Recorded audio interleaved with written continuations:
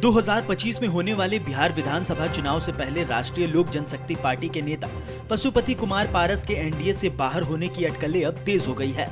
हाल ही में बिहार सरकार ने आरएलजेपी के कार्यालय को खाली कराकर चिराग पासवान को कार्यालय उपलब्ध कराया है।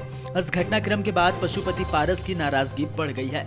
पार्टी प्रवक्ता श्रवण कुमार ने कहा कि एनडीए ने पशुपति पारस के साथ धोखा किया है।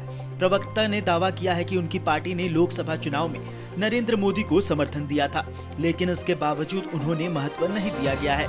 इस नाराजगी के बीच पारस ने आगामी 2025 के विधानसभा चुनाव में सभी 243 सीटों पर चुनाव लड़ने की योजना बनाई है। देखिए, एनडीए ने हमारी अनदेखी की, एनडीए ने हमारे साथ अन्याय किया। एनडीए ने 2024 के लोकसभा चुनाव में एनडीए के जो शीर्ष नेतृत्व दिल्ली में बैठे हैं, उन्होंने पशुपति कुमार पारस जी को विश्वास में लिया। उन्होंने पशुपति कुमार पारस जी को भरोसा दिलाया कि आपका दल का सम्मान रखा जाएगा, आपके दल का आगे आप लोकसभा चुनाव में हमको मदद कीजिए। नरेंद्र मोदी जी को तीसरी बार प्रधानमंत्री बनाना है, यह बड़ा लक्ष्य, इसमें मदद कीजिए, आपका आगे सम्मान रखा जाएगा। लेकिन एक व्यक्ति को सम्मान दिया गया और हमारे पार्टी, हमारे नेता का अपमान किया गया। एक व्यक्ति को जिसने कहा था नीतीश कुमार को जेल भेजेंगे, जिसने 2020 में एनडीए को कमजोर किया, जिसने कहा कि हमने नीतीश कुमार को तीसरे नंबर की पार्टी बना दिया, उसको सम्मानित किया जा रहा है, उसको पुरस्कृत किया जा रहा है। हमारी पार्टी को, हमारे नेता को तिरस्कृत किया जा रहा है। लेकिन मालिक जनता होती है। जनता के बीच में हमारी पार्टी जाएगी, जनता के बीच में हमारे कार्यकर्ता, हमारे नेता, हमारे सिपाही और हमारे सेनापति पारस जी जाएंगे। जनता के बीच 2025 में फैसला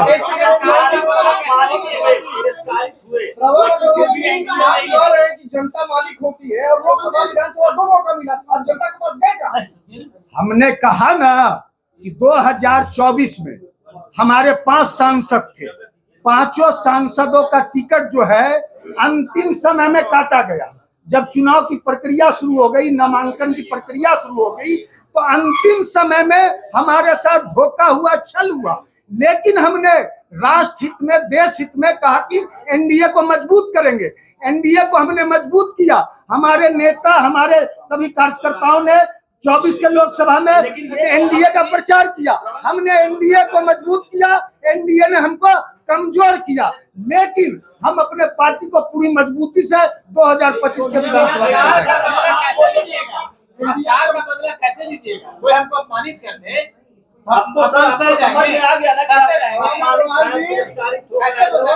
मानते हैं कुंभकर्णी निद्रा से वो जाग गए हैं। देखिए, काठ की हांडी बार बार नहीं चढ़ती है। आप किसी को एक बार धोखा दे सकते हो, बार बार धोखा नहीं दे सकते हो। पशुपति पारस की एनडीए से नाराजगी पर चिराग पासवान ने तीखी टिप्पणी की है। उन्होंने कहा है कि पारस एनडीए का हिस्सा थे ही कब। लोकसभा और विधानसभा चुनाव के समय भी उनकी कोई खास भूमिका नहीं थी। चिराग ने इशारों में पारस की स्थिति को लेकर सवाल उठाए और कहा कि एनडीए में शामिल होना या अलग होने की बात तभी होती है जब किसी का उसमें प्रभाव हो। चाचा जो है एनडीए से अलग होकर के जो है वो फिर से जो है तैयारी कर रहे हैं, कह रहे हैं कि धोखा मिला है हम लोगों को। रामनाथ पासवान जी किसी की बकौती नेता नहीं है। तो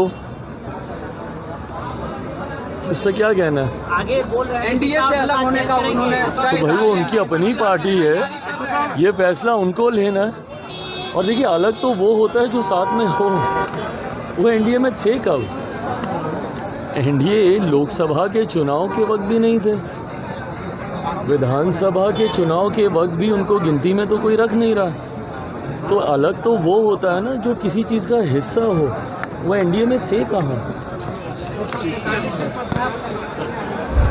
आपको बता दें कि पशुपति पारस और चिराग पासवान के बीच लंबे समय से राजनीतिक खींचतान जारी है। चिराग पासवान के समर्थकों को इस हालिया घटनाक्रम से मजबूती मिलती दिख रही है, जबकि पारस समर्थकों में नाराजगी है। इस विवाद का आगामी विधानसभा चुनाव पर क्या असर होगा, यह देखना अब दिलचस्प होगा। फिलहाल बने रहिए द न्यूज पोस्ट के साथ। हम बिहार विधानसभा से जुड़ी तमाम अपडेट आप तक पहुँचाते रहेंगे।